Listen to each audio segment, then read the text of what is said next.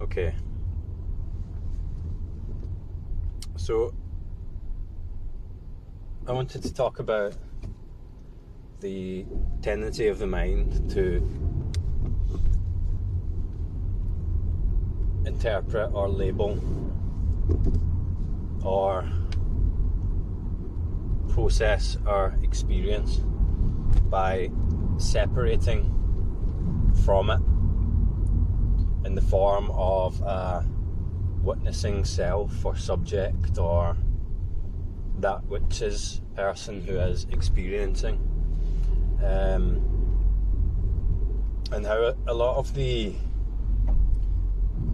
stages of awakening that you see can be used to reinforce this pattern of relating to experience through a perceived subjective observer, witness, or self. And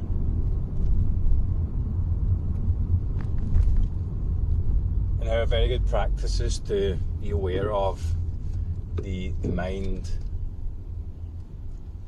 interpreting what we're experiencing by moving back from it, standing back from it and witnessing it, in an attempt to categorize or label or judge, interpret our experience, and how it's even very difficult to talk about experience, or what I'm referring to as experience, without referencing a subject or the person who is experiencing. But the further we go into our experience, the subject of that experience starts to dissolve.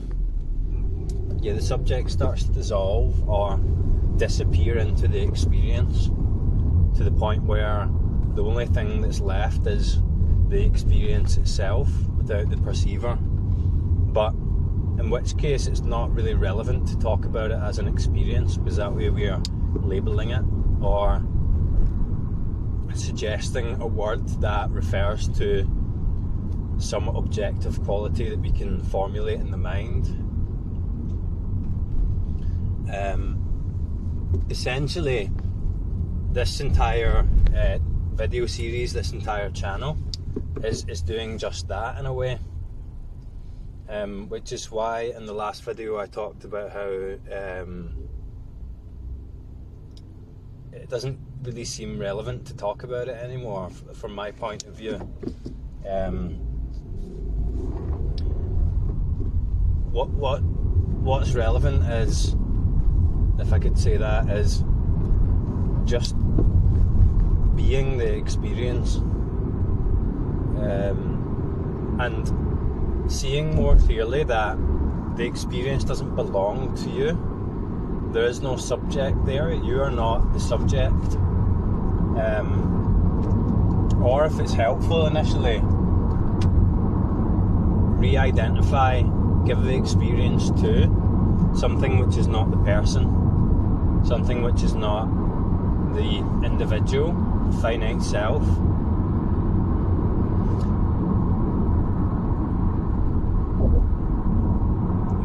Let's say move as the experience, without labels, without the experience belonging to anything other than itself.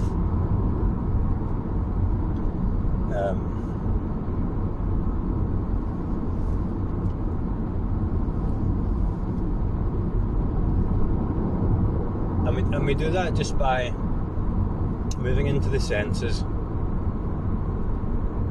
not by labeling anything, or not by making an effort to do so. The sensory experience, let's say, operates on its own without effort. We don't have to try, it's just there anyway. We just have to allow what is to, let's say, reveal itself for what it is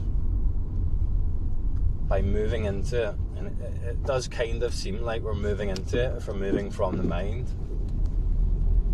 Kind of feels like we're moving our attention into our sensory experience of just what's there. And the longer we stay there, the more clear it becomes that there's no separate entity separate from the experience, perceiving what's out there from in here. It's all the same. It's all simultaneous. It all exists simultaneously. It all shares its existence.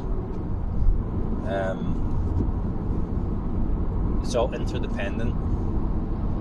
But even that suggests that there's separation between things. There are no things, it's just one prior to one,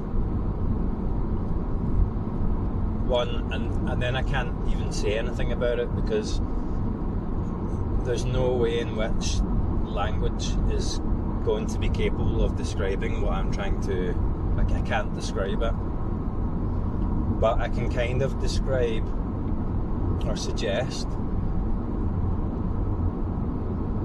how to, we're not even looking for it, we're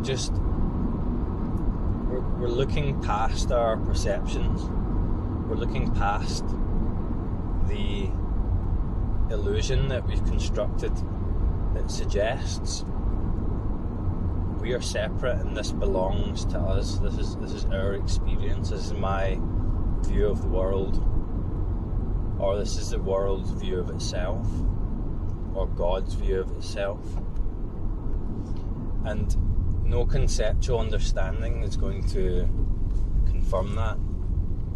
In fact, the conceptual understanding is just a reflection of it, just an echo, a poor representation, extremely limited representation of what I'm attempting to describe. And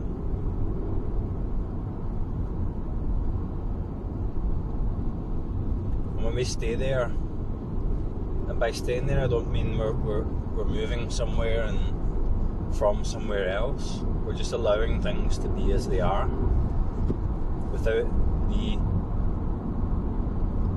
limiting illusion of the mind. But let's say when we do that, for talking's sake, and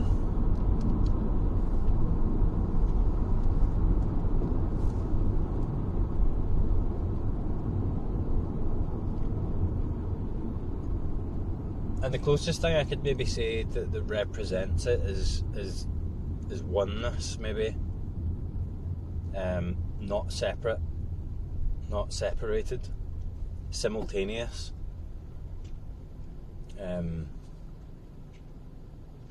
Before separation, without separation.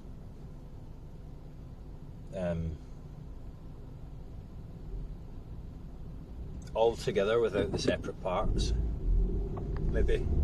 But again, this is a very limited attempt to describe. That starts to reveal that as our experience, as our direct experience of whatever this is, without the need to understand, without the need for two to become one, or separation to become unified, because it's experienced, let's say, and this is again labeling experience, but you can say it's experienced that everything is the same, everything's the everything is one.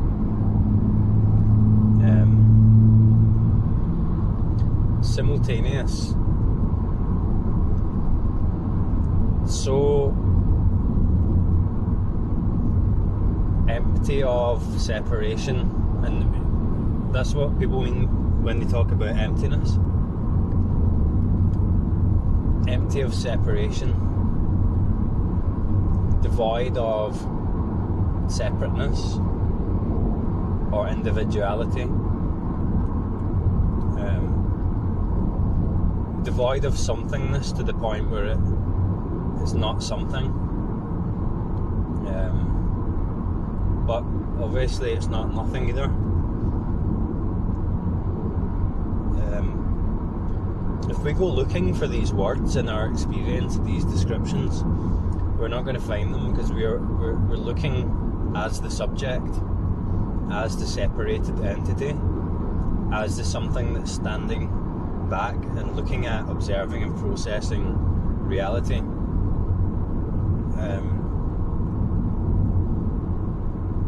It needs no description, but it's what we're experiencing all the time. The being awake is a complete joke. The whole thing, the spiritual journey is just a big joke. The whole thing, it doesn't even make sense. None of it's relevant. Not really. We're not learning something new to apply to our experience to attain something.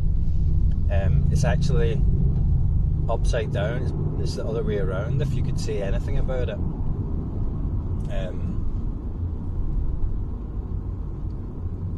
But that's the illusory relative journey of the person, and how it comes apart, how it loses its parts and becomes complete, becomes whole. And then in hindsight, in retrospect, we can see that it was always whole in the first place.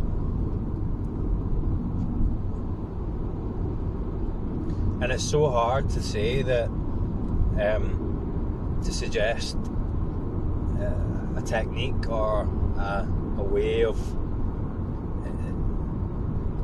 grasping on, following guidance, following teachings and stuff like that. Really, the teaching is almost not a teaching. It's so tricky. It's so easy to misguide the person who's seeking. It's such a delicate thing. All we can do is look and hear and exist. And over time recognize that what is mind, what is thought, and what is experience, and what is thinking about the experience. What is it that's experiencing?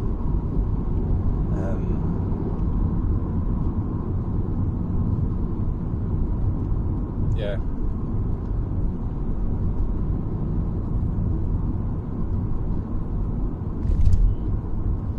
But there's an intuition there. If there are people who are watching this who feel this intuition, let's say, who feel this pull, this calling, let's say. The calling isn't for the person.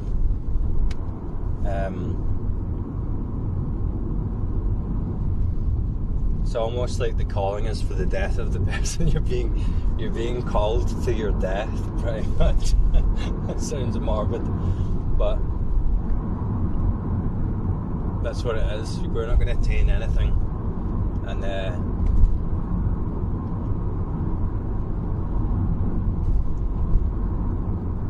understanding how the mind, seeing, experiencing how the mind generates the suffering, and what the suffering is, how it creates suffering out of everything.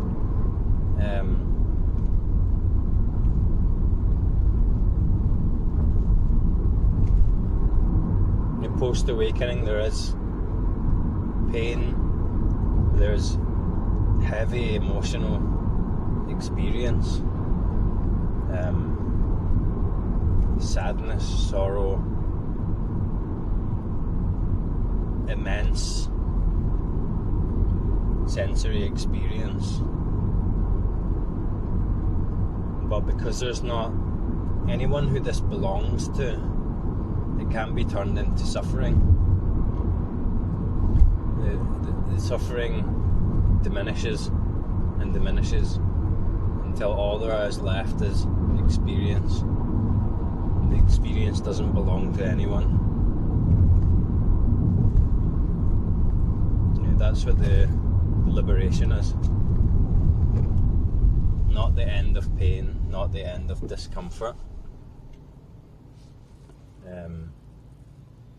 but the end of the labelling of these due to the interpretation by a subject, by an experiencer. Anyway, that'll do for now. I'll talk to you later.